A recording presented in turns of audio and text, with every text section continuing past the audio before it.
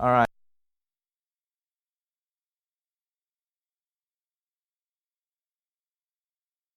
Bible class. We talked about the nature of a congregation, the nature of an individual, how God knows us individually, how God has built the congregation and formed it in such a way that it operates together when everything's going well and perfect and dandy. And we talked about how sometimes that can get disrailed because of personality differences and things of that nature. So tonight, or this morning rather, we are going to talk about, first we're going to do what is called the DISC personality profile. And so if the ushers will begin passing out these profiles as people are coming in, and make sure that those that are coming in get one also. We're going to start going through how to do a personality profile on yourself. Now, this is not anything you have to share with anybody. We are not headhunting any type of personality traits. If you are a psychopath, you can still keep it to yourself. We will not be able to, that's not what this is for. This is just to give you an idea of kind of how you interact with other people in different situations, what your go-to personality is, what your secondary personality is, and those kinds of things. And we'll explain more of that as we begin going through this. But what we're going to be able to do with this is you're going to be able to see where you are. And we also want, once you get a test, we need to make sure that family is sitting with family. So if there are any junior high, senior high kids in here, they need to be sitting with their family members. Because we want to be able to, the family needs to see how, where their children are. Because next Wednesday we're going to be talking about how, how do I, as this personality type, parent this personality type? How was I, as a parent, discipline this? Or what is so we're going to be going through some of that. We'll be going through some of it as far as relationships also, spouse, husbands, and a group. So there's a lot of dynamics we're going to be able to cover with this profile. And again, this is not anything you have to share with anybody. It's completely up to you. So don't feel like, you're about to divulge your innermost secrets. That is not what's happening right now. Even when, the reality is whenever you take this profile test and if you show it to somebody else, they're going to be able to say, oh yeah, I knew that already. But now I just have words to it. You understand what I'm saying?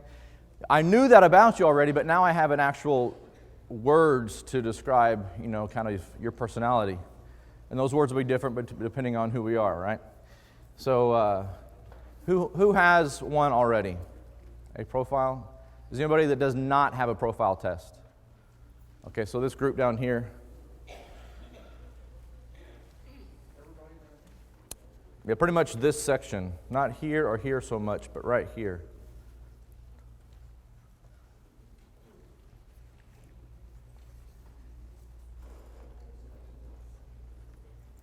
Anybody need a pen, a writing utensil, piece of charcoal, something? Anything?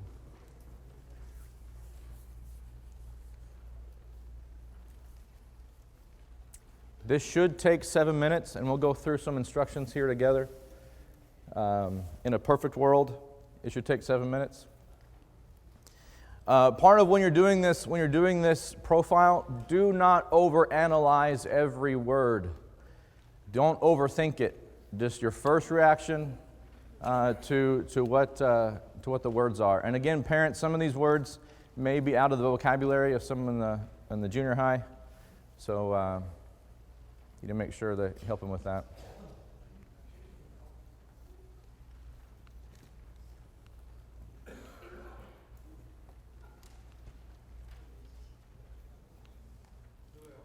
Anybody else need one? I think some in the back.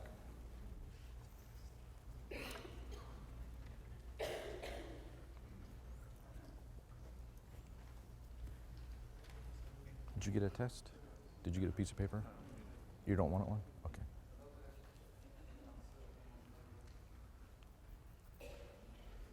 All right. Anybody else? Some of you have begun. Did you get one? Okay. All right. Raise your hand if you do not have one. Make sure everybody has one before we go to the next step. All right. So we're good. All right, instructions. This is at the top of your page. Choose the setting in which your responses will be made. Work, home, church. I would encourage you to choose home. Channel your inner comfy couch and your most comfortable clothes, and imagine yourself sitting in that spot, somebody walking up to you and interacting with you, and that's how you think of these responses. Because at work, you probably wear a different mask than when you're at home, and when you're in different places, you wear different masks, okay? And that will skew kind of your response. So we want the most genuine, the most real you. So I think most of us are most real at home. Would that be a true statement? Maybe. Okay, so if you would channel your inner comfy couch, or wherever your comfortable spot is, think of yourself being there and responding to other individuals, and choose select these things. It says, carefully read the 4 phrases in each box below. Circle the number adjacent to the phrase most descriptive of you in the setting you have chosen. The number is irrelevant. Don't focus on, well, I don't really like the number 5. No, the number is irrelevant, okay? Circle the number adjacent to the phrase that is least descriptive of you. So in that box, you have those descriptions, right? And so you'll do 1 for most and 1 for least in each box, all right? For each box, choose only 1 most and only 1 least response. This sheet should be completed in 7 minutes in a perfect world, okay? So here's the boxes. Here's an example of how to do that. Where's a pointer on this thing? Is it? Aha! So you see, so this is a box, right? It's a rectangle, actually. Yeah. So here is, your responses. Pretty straightforward, right? Any questions? Okay. I'll give you your time. Go, yeah, go for it. Some of you are already going for it. Some of you, when you first got the piece of paper, said, I got this, and we're just on it before. You'll see why in a minute. You'll see why some of you waited patiently to get instructions while others said, I'm going to do this my way. I still see a lot of bowed heads. Either you're praying or you're still filling out the sheet. I'm going to go ahead and start explaining the next couple steps. Just keep filling it out. Step 1, once you've completed this, count the number of times you circled each number, 5, 4, 3, 2, 1, in the most column, and record them accordingly in the M. So you have M1, count how many 1s you recorded in the M column. M2, how many 2s, M3 in the M column. And then do the same thing with the L in the least column. Count the number of times you circled each number, 5, 4, 3, 2, 1, and record that accordingly in these boxes.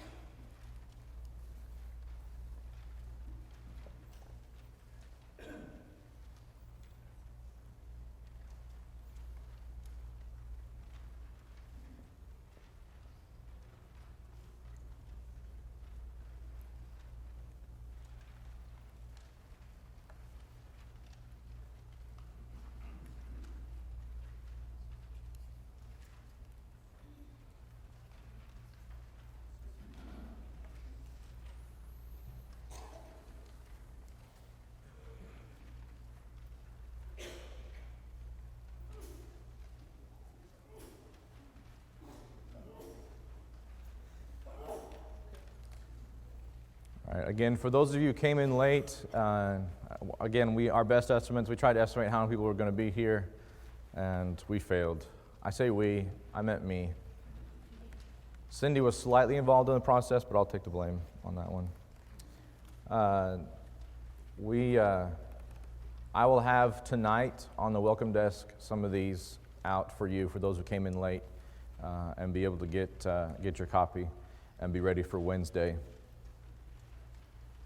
It's pretty self-explanatory as far as the instructions.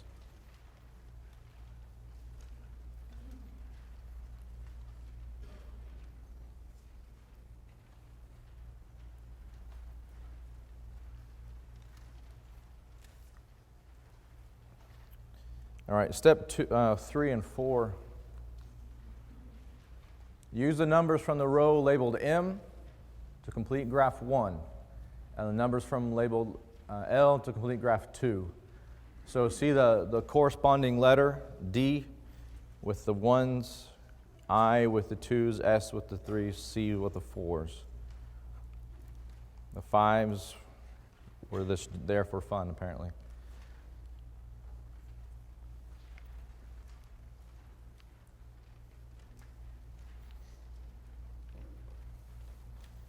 So circle the corresponding letter. For example, in D, if you had 8, you'd circle 8.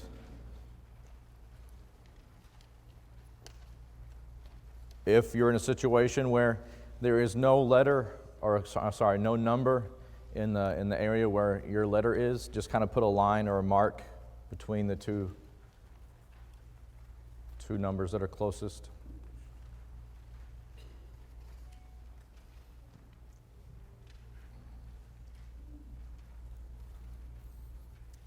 And once you've done that, it should look something like this. Obviously different depending on your results.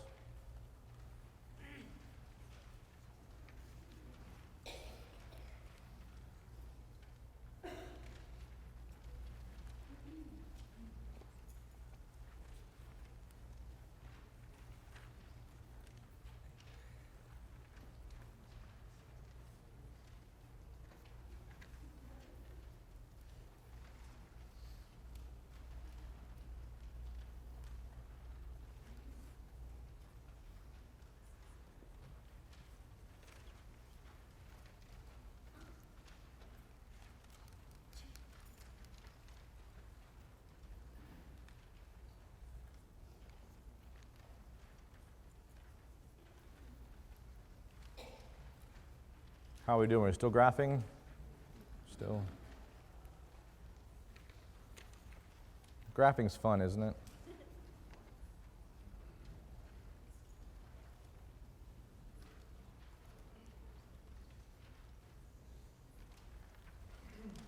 This is probably the easiest class I've ever done.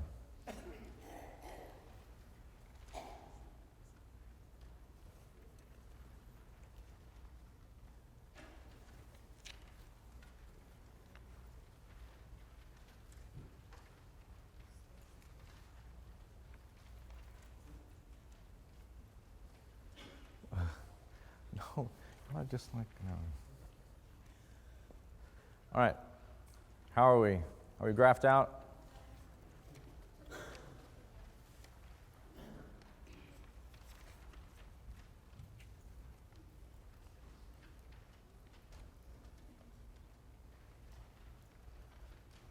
How many of you learned some new vocabulary? I didn't know that was a word.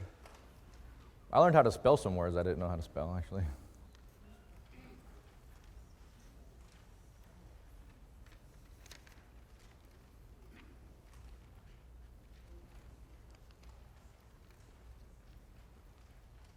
How many of you use spell check and spell so horribly? Spell check's like, I don't even know what you're trying to spell here, dude. Don't even know. Okay. That would be me. Y'all are focused on this. This is good. I'm not getting any response out of you at all.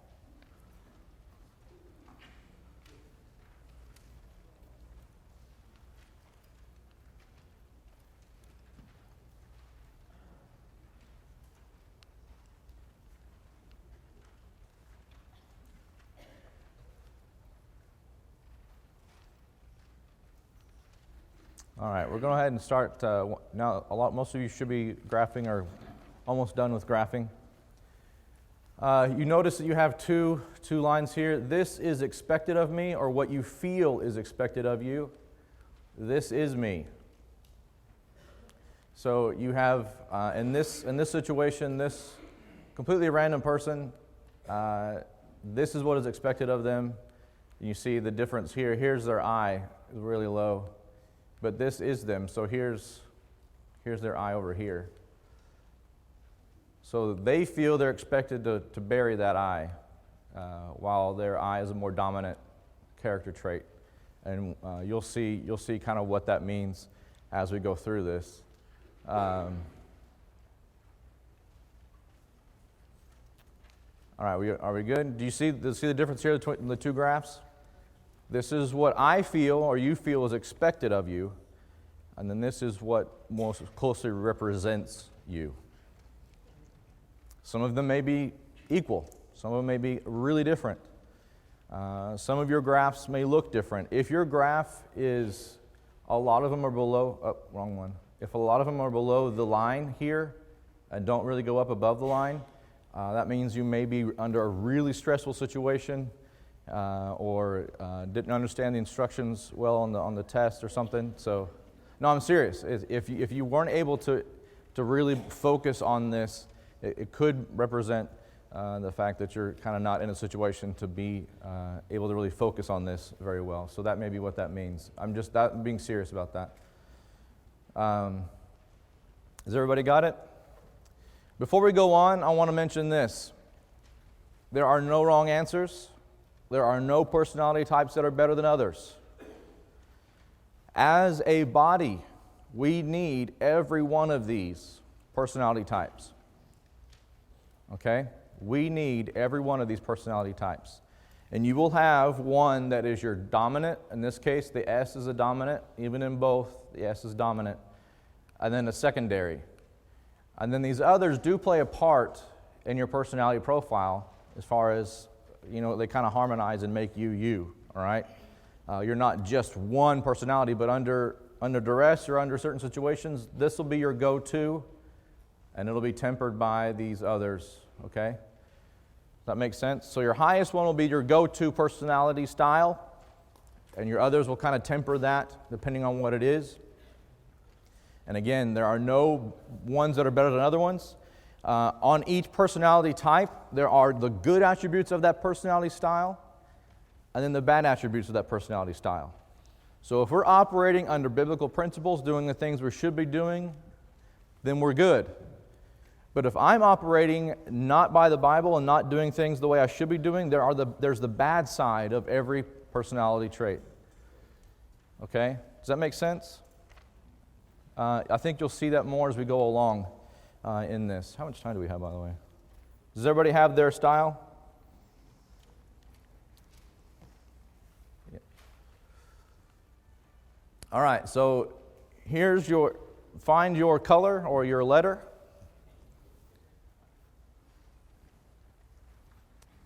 And read about your primary personality. So D is a dominating, directing, driving, demanding, determined, decisive, doing. I is inspiring and influencing, impressing, interactive, interested in people. S is steady, stable, shy, security, servant, submissive, specialist. And C is cautious, competent, calculating, careful, contemplative. So you have passive, task-oriented, passive, people-oriented, active, people-oriented, and active, task-oriented. Does that make sense? Some of you, are we confused? Anybody questions or anything? I'm sorry? Yes, your highest number. Pick your highest number. So in this situation right here, this person, this is the S, is their highest, even in both. And so this S is going to be their main go-to personality style. The I was second, and so they are more dominated on this side of the chart.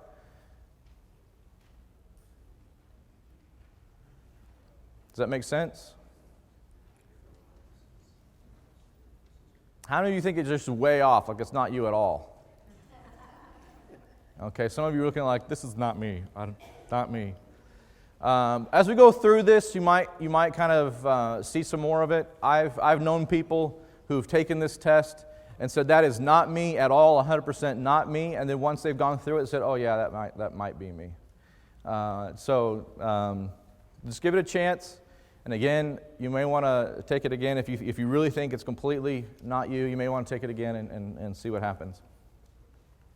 All right, so activity types, as far as just based on activity, you have, they're separated again. You have the extrovert side of things. So you have, what letters are up there as far as extrovert? The D and the I are the extrovert people. Introverts are C and S's typically. All right, now again, this is in general. In the case of this completely random person that took this test, they have S and I, which are both, introvert and extrovert. So how does that work? Well, it kind of one tempers the other, okay?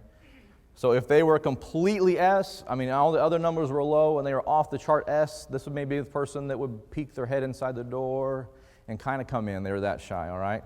But the I kind of tempers their shyness, so you see how that kind of works out with this.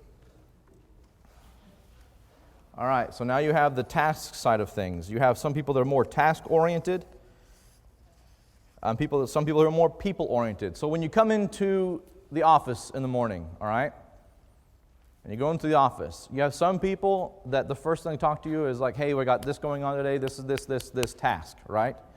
Other people are going to say, hey, how you doing? How was your weekend? So glad to hear about that. You see the difference?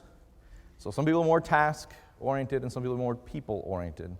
And then so those are just the different. So people, and that is not to say that task people are not caring, that are not sharing, but we're just saying in general they're more focused on those things. Does that make sense? Yes, sir. I've got a question. When you're comparing those between the M and the L graphs, Yes. how do you choose? Because, for instance, I might have one in the I graph that's high, and in the L graph it's low. The one that is this is me, that's your main one. The other is what you feel right now is expected of you. Does that make sense? Okay, so the one that's the L graph, that is you. Okay, the other one is what you feel is expected of you. Does that make sense? I think it'll start to make sense some more and more we do this. Some of you are leaning over talking to your family members saying that's completely me or not me or whatever. So, all right. In general activities, general characteristics, okay?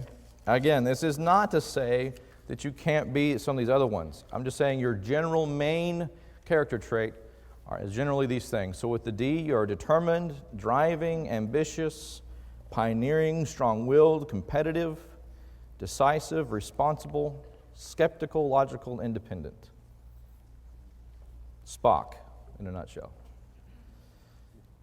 On the other side, you're sociable. The I, sociable, optimistic, talkative, polished, enthusiastic, persuasive, warm, poised, trusting, popular, verbal, independent.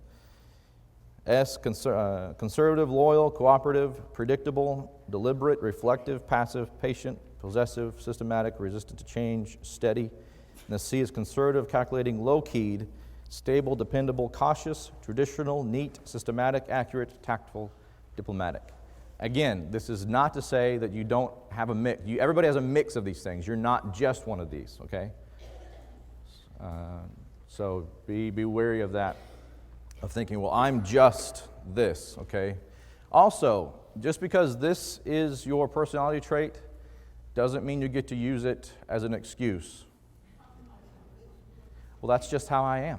You knew that. We took a test at church. Okay, you can't say that.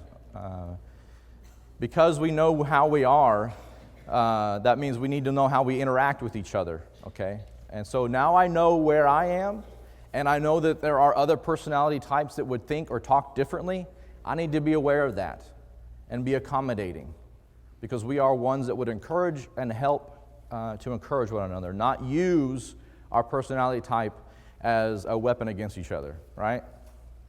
Okay, Just I needed to throw that out there, just in case some of you are making plans. All right, going on to our strengths. Any other questions with that? Okay. Our strengths. A D is a bottom line organizer. Places high value on time, challenges the status quo, innovative, problem solver, risk taker, self-starter, takes initiative, makes quick, correct decisions. The I is creative, problem solver, great encourager, motivates others to achieve, positive sense of humor, negotiates conflict, or peacemaker, is a people person, considered by others as a people person, good salesperson, great storytelling abilities. The S is reliable, dependable, loyal, team worker, respects authority, good listener, patient, empathetic, understanding, and friendly, team player, good people skills, and balanced. C is perspective, the anchor of reality, conscientious and even-tempered, thorough in all activities, defines situations, gathers, analyzes, and tests information, creative thinker, ability to organize, sets long-range goals. And again, parents, you need to be looking at your children's and just take your children's thing and mark what their high ones are, their high notes are. Just so you know kind of where your children are, how your children interact with things, how your children think. I think that would be good as parents for us to know those things about our children. Even though we probably pretty much have it nailed down, this kind of helps us put some words to it. Any questions?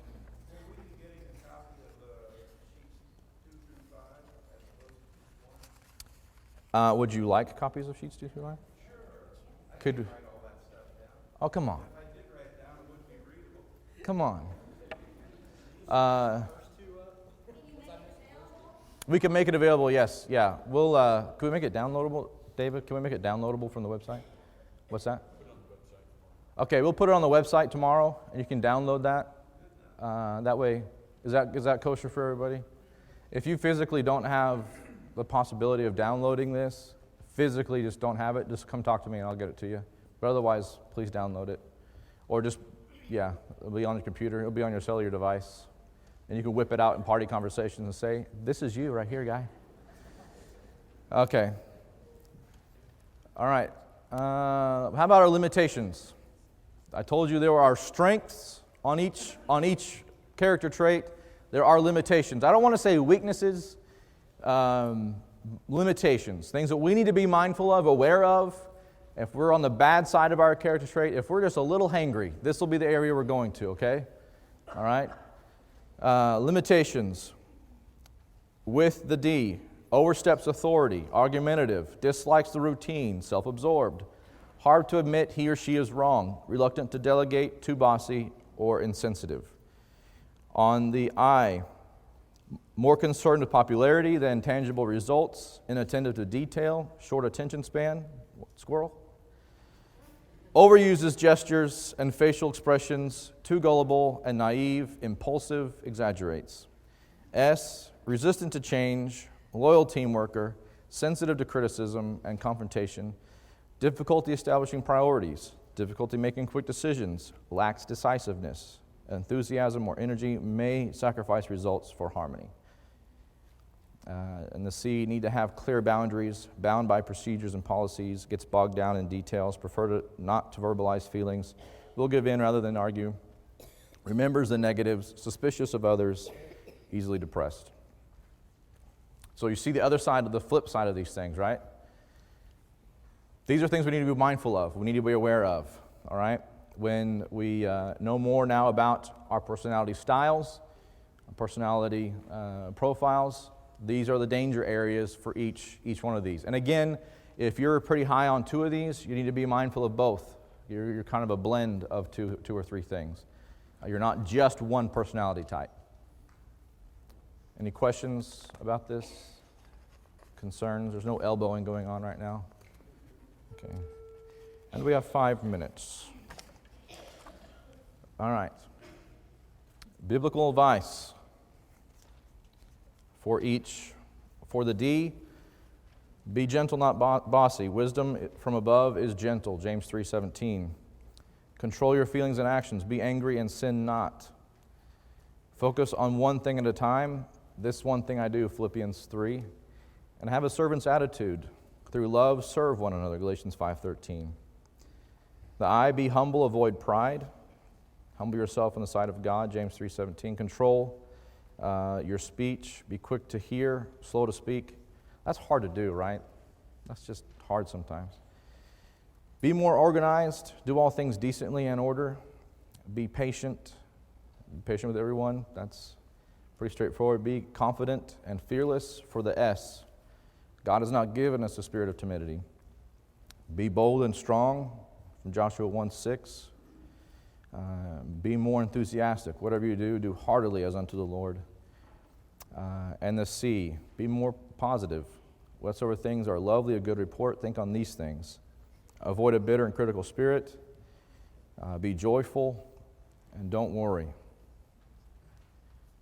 Just don't do it, right? Just don't do it. Did you learn anything this morning about yourself maybe? Did you learn anything about other people?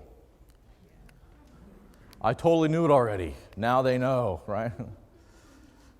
Now, Wednesday, just to give you a preview, we're going to start talking about how all of these interact as a congregation, as a family, why certain things happen, things we need to watch out for, and so that'll help us to work more effectively with each other if we take these into consideration.